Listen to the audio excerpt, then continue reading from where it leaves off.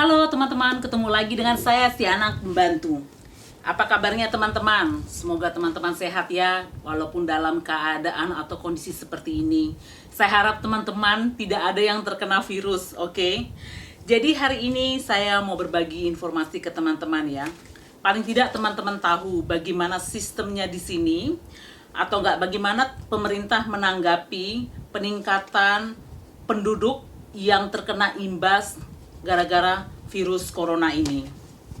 Oke, jadi nanti saya akan bagi dua tahap ya teman-teman.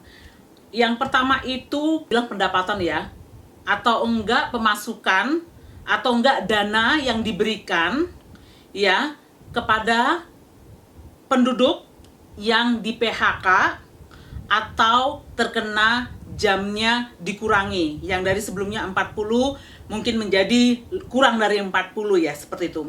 Dan yang kedua itu nanti saya akan discuss mengenai dana yang diberikan ke pemerintah dikarenakan dari virus corona ini. Jadi teman-teman, kalau teman-teman dengar dari cerita ini, saya harap ya tolong diambil positifnya ya, yang negatifnya tolong dibuang, oke?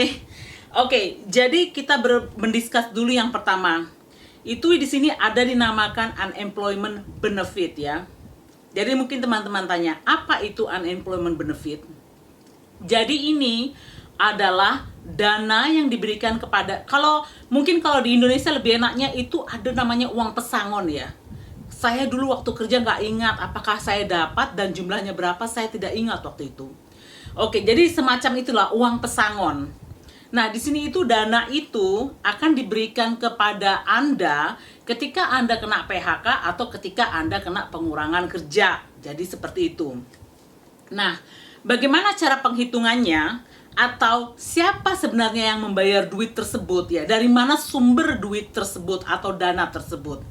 Jadi begini teman-teman, ketika teman-teman bekerja di perusahaan ya, perusahaan tersebut itu mempunyai tanggung jawab untuk mendistribusi, ada perhitungan presentasinya teman-teman. Presentasinya berapa yang mereka akan kontribusikan ke setiap karyawan ya. Jadi mungkin saya tidak tahu, saya tidak ingat. Dulu saya pernah tuh ambil kelasnya itu dikasih tahu guru saya, cuma saya tidak ingat berapa persen itu. Nah, jadi itu sebenarnya dananya itu dari perusahaan-perusahaan yang memperkerjakan Anda. Nah, dana tersebut itu disampaikan ke pemerintah. Nah, pemerintah itu yang mengelola dana tersebut. Jadi ketika saya dapat konfirmasi dari bos saya bahwa jam saya dikurangin, yang saya lakukan adalah saya pergi ke website tersebut dan saya update data-data saya. Nah, beberapa hari kemudian saya dapat beberapa surat dari mereka.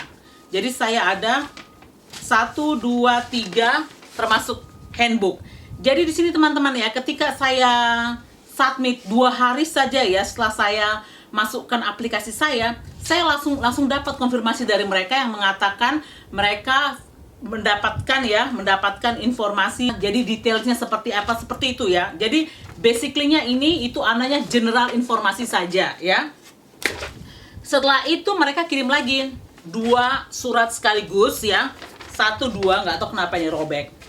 Nah, di sini itu mereka sudah memberitahukan berapa jumlah yang saya akan terima. Jadi begini penghitungannya teman-teman. Rada sedikit ini ya, beda penghitungannya. Ketika teman-teman dinyatakan berhak mendapatkan, itu dihitung berdasarkan dari gaji Anda. Contohnya sekarang kan 2020. Nah, yang dihitung dari mereka itu gaji Anda dari Januari sampai Desember 2019. Jadi 2020 yang Anda dapat salary itu tidak akan dihitung sama mereka, ya. Nah, dihitung dari situ, diketahui berapa jumlah salary Anda, dan itu dibilang apakah Anda berhak atau tidak, ya, berdasarkan dari gaji. Saya nggak tahu ya teman-teman. Jadi saya berpikir seperti ini loh. Terus bagaimana orang-orang yang mempunyai minimum salary ya, yang mungkin sekitar $7 per jam ya. Jadi anyway, ini jadi saya share ke teman-teman ini berdasarkan apa yang saya terima, berdasarkan pengalaman saya saja ya. Karena saya tidak mau juga berandai-andai karena saya tidak tahu seperti itu. Nah, jadi sama mereka saya didapatkan konfirmasi. Dihitunglah di daftar ini, dikasih tahu sekian gaji kamu dalam setahun dari maksud saya dari 2019, dihitung sama mereka berapa yang saya dapat. Baru saya ditentukan saya dapat per minggunya itu $521 atau sekitar 7,4 juta per minggunya. Jadi ingat lagi teman-teman ya, itu harus dipotong pajak, oke? Dan saya juga dijelaskan di sini bahwa itu benefit itu saya bisa pakai selama 52 minggu atau 1 tahun. Jadi saya kan kemarin masukkan aplikasi bulan 6. Jadi ini akan berakhir, dana ini akan berakhir, maksudnya bisa dipergunakan selama setahun. Jadi kayaknya modelnya kayak ATM gitu teman-teman. Anggap aja teman-teman dikasih ATM, ada duitnya di situ ya. Terus itu terserah teman-teman mau ngambilnya berapa, tetapi itu berlakunya cuma setahun. Ya teman-teman, seumpamanya anggap ATM-nya 1.000 ya. Teman-teman ambil 500, sisa 500 kan. Jadi seperti itulah modelnya. Cuma teman-teman nggak bisa ngambil langsung 1.000 seperti itu. Jadi modelnya ya memang benefit ini berlaku untuk setahun. Jadi pakai nggak pakai ya benefitnya itu ya segitu gitu loh intinya. Nah, mereka juga bilang saya berhak mendapatkan benefit itu totalnya itu 164.881 atau sekitar 165 juta. Jadi yang terpenting juga teman-teman ya, teman-teman harus full time atau karyawan permanen di perusahaan baru bisa mendapatkan benefit ini atau dana ini.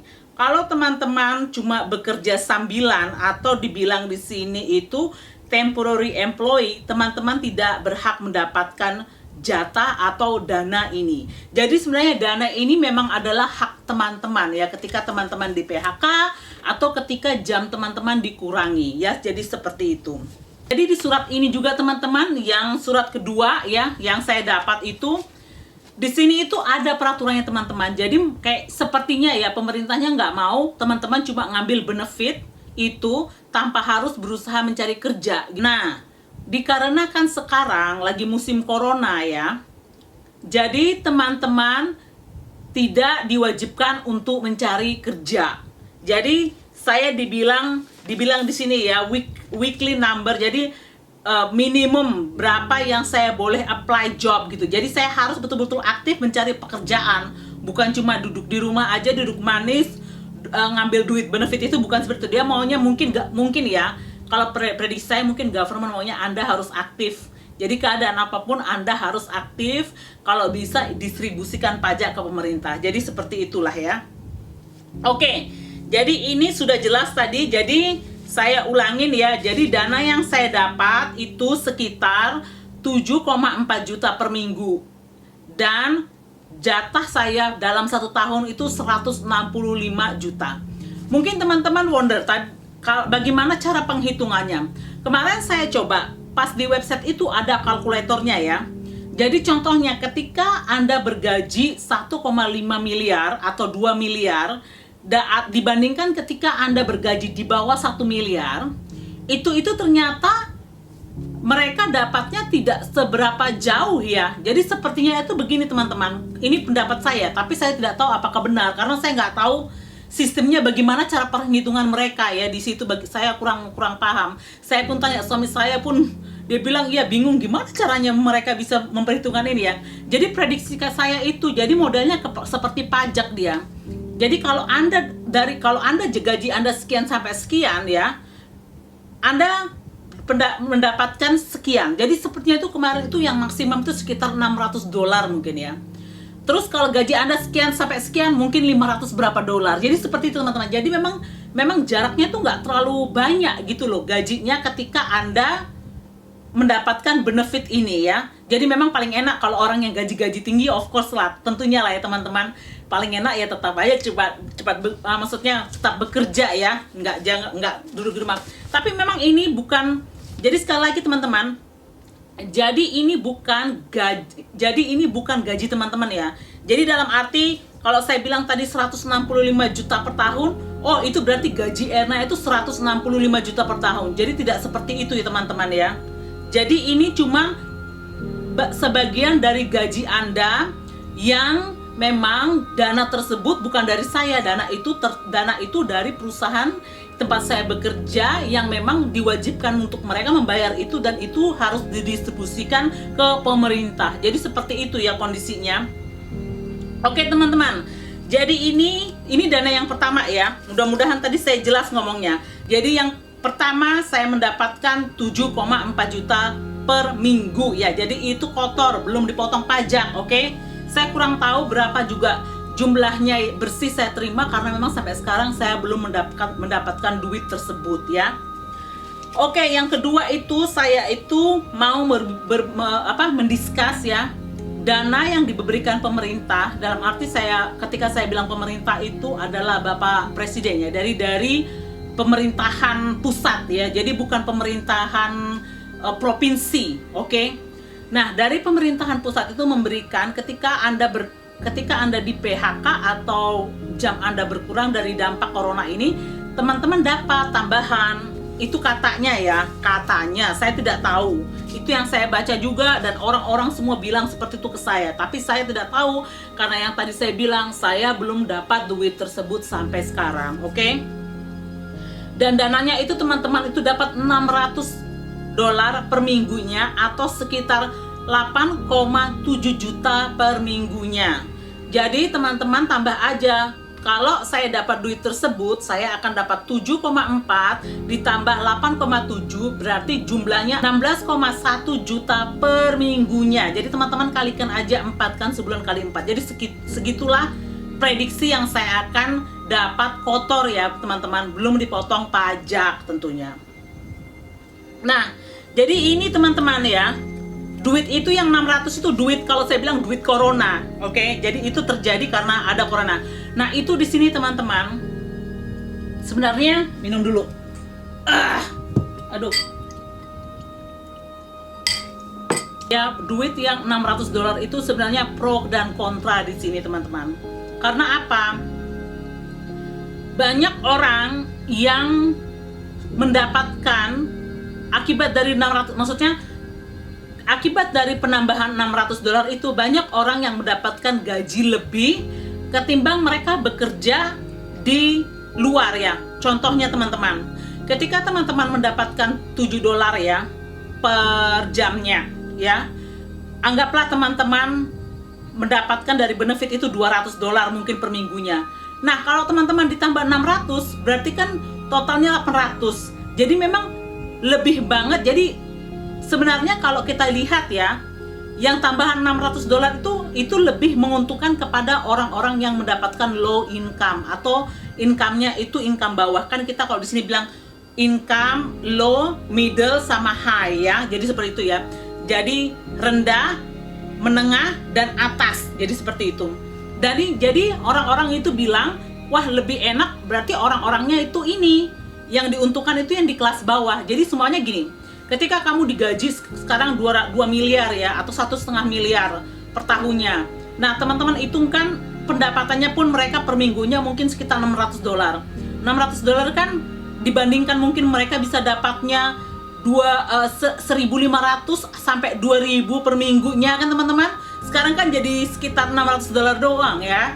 Oke, ditambah 600. Jadi memang mereka sebenarnya yang kalau teman-teman hitung ya, yang diuntungkan sebenarnya yang di kelas ke bawah. Nah, ini juga berakibat banyak banget mereka jadi kewalahan mencari ini tenaga kerja yang contohnya ya bekerja di restoran. Jadi yang mereka dapat yang inilah ya, yang gajinya yang minimumnya.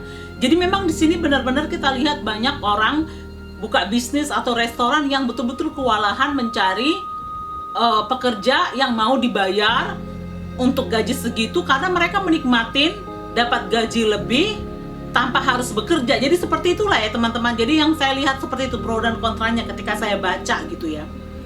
Dan itu yang saya dengar akan dihilangkan. Dalam arti bukan dihilangkan ya, dalam arti itu betul-betul pemerintah akan dihitungkan. Jadi ini $600 ini yang saya dengar itu cuma berlaku sampai akhir bulan ya. Itu yang saya dengar dan saya baca. Jadi setelah bulan 8, ini kan memang terjadinya dari bulan 4 ya. Bayangkan 4, 5, 6, 7, 4 bulan nih. Kalau lu dipecat dari bulan 3, bayangkan aja berapa duit kamu dapatkan per minggunya.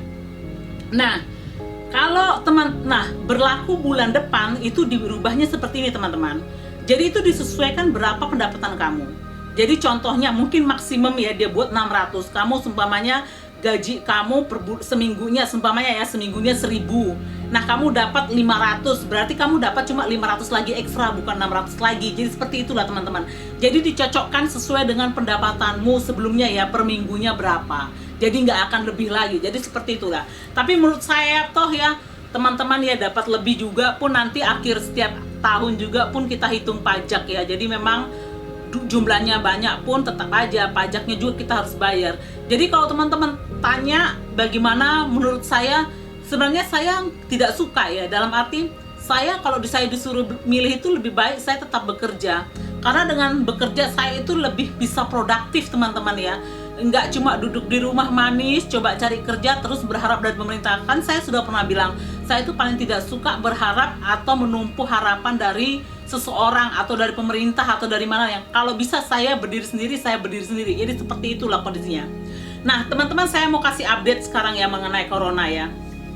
Di sini memang jumlahnya naik, apalagi di tempat saya Houston, Texas ya. Langsung naik banget. Jadi memang kita itu termasuk red areanya lah ya corona ya, termasuk Florida. Dan saya kemarin dapat informasi dari KJRI Houston, mereka akan mengadakan conference call ya. Jadi saya harus dengar, nggak tahu mereka mau kasih update mengenai COVID-19 ini sepertinya, atau nggak kondisinya seperti apa di Indonesia seperti apa, saya kurang tahu. Cuma nanti saya akan share ke teman-teman apa yang akan saya dapatkan dari KJRI Houston. Dan kalau kita lihat kemarin ya teman-teman ya, sebelumnya kan saya sudah cerita mengenai corona yang kemarin kan, kalau memang itu bantuan itu memang silih berganti. Teman-teman mungkin percaya tidak percaya teman-teman ya, sampai sekarang itu teman-teman itu masih ada. Jadi makanan itu masih dikasihkan begitu cuma-cuma aja. Jadi setiap hari itu teman-teman akan lihat di berita, kalau mau ngambil makanan pergi ke alamat ini, pergi ke alamat ini. Jadi bayangkan aja udah berapa bulan case-nya ini. Jadi bukan kayak kita ceritanya kayak panas-panas tai ayam ya. Di sini tuh tidak seperti itu. Jadi itu yang saya betul-betul gimana ya, salut dengan orang-orang di sini tuh. Nah, kemarin juga ada orang dikasih gift card. Jadi gift card itu dikasih duitnya berapa segitu untuk membantu orang-orang yang betul-betul terkena imbasnya daripada corona ini gitu.